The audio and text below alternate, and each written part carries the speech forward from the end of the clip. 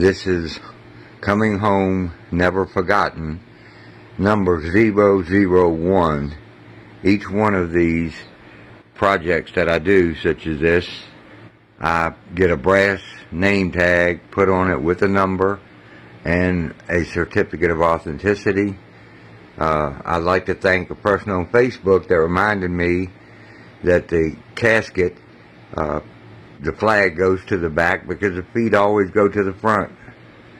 So I'm going to walk around it, and all of the harnesses for the horses were all handmade leather,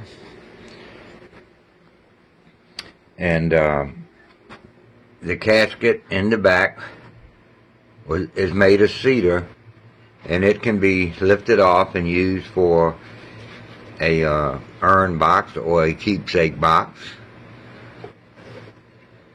There is no pattern for this. I have the original plans that I drew up, and I think I'm the only one that makes these. I'm not sure.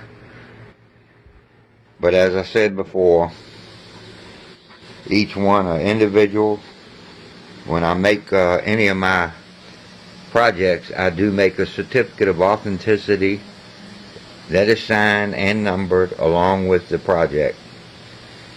I hope you enjoyed it. Thank you.